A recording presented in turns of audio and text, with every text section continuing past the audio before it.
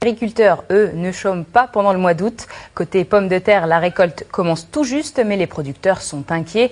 Entre la mauvaise météo et l'embargo russe sur les denrées alimentaires, l'année s'annonce difficile. Avant d'en parler avec notre invité Jean-Michel Damet, le reportage de Camille Di Crescenzo et Didier Bert. Comme chaque année à la mi-août, la récolte des pommes de terre démarre. Ou presque. On a à peine mis en route, mais à mon avis, on est déjà arrêté parce que c'est trop gras, il a trop plu. C'est catastrophique pour la récolte ? On devait mettre en route là, et puis c'est repoussé avec les conditions météo. Le temps, l'obstacle est récurrent en agriculture, mais cette fois, un nouvel élément vient s'ajouter à la malchance, l'embargo russe. Pendant un an, Vladimir Poutine interdit l'importation de produits agroalimentaires provenant des pays qui ont adopté des sanctions économiques contre la Russie, une double sanction pour les agriculteurs. Le coût qui vient de se passer, je dirais, freine de façon importante les exportations, donc aussi va avoir un impact très important sur le prix, puisque si la Russie consomme à peu près 25 000 tonnes de pommes de terre, s'il y a 25 000 tonnes du jour au lendemain qui sont supprimées, automatiquement c'est des pommes de terre qui vont se retrouver sur un marché intérieur qui est déjà saturé, quoi.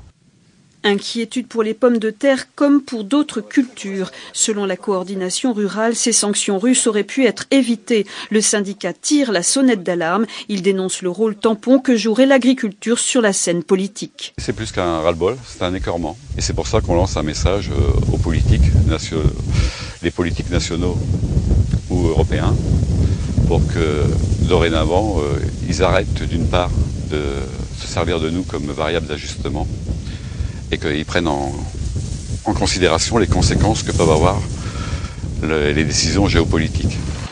Le syndicat attend désormais des mesures en provenance de l'Union européenne pour éviter la chute des prix. Et nous sommes donc avec Jean-Michel Damet. Vous êtes président de la section Somme de l'Union des producteurs de pommes de terre.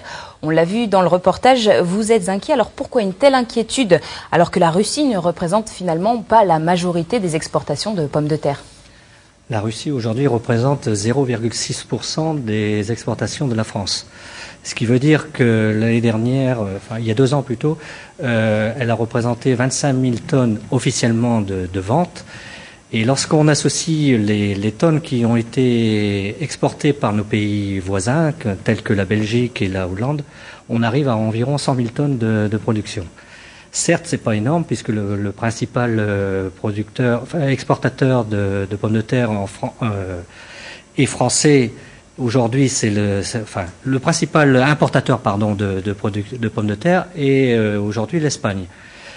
Il représente environ 1 200 000 tonnes.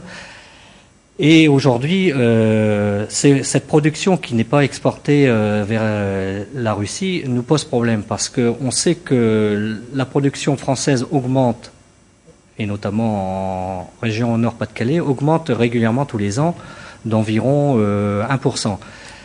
Donc vous craignez en fait une concurrence entre les pays européens et les pays français, que la réduction du marché finalement et que les pays européens se fassent trop concurrence entre eux et donc qu'il n'y ait plus de place pour les Le problème aujourd'hui, c'est que la production que l'on a en France permet quand même d'écouler le surplus. Mais c'est pas forcément notre principal client. Il faut savoir qu'aujourd'hui, les principaux clients de ces pays-là, ce sont les Pays-Bas et notamment la Belgique. Il est clair que si ces pays-là n'arrivent pas à exporter, ils vont se reporter sur d'autres pays que peuvent être la France, que peuvent être les pays du Sud, et on va forcément être en concurrence vis-à-vis d'eux. Et alors aujourd'hui, qu'est-ce que vous attendez des pouvoirs publics ? Ce qu'on attend, on attend. Je vais dire un petit peu ce qui se disait dans le reportage.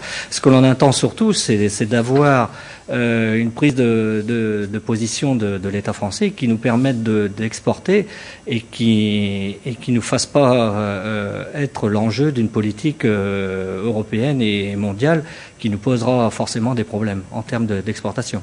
Merci beaucoup Jean-Michel Damet. Je rappelle que vous êtes membre de l'Union des producteurs de pommes de terre dans la Somme. Et on revient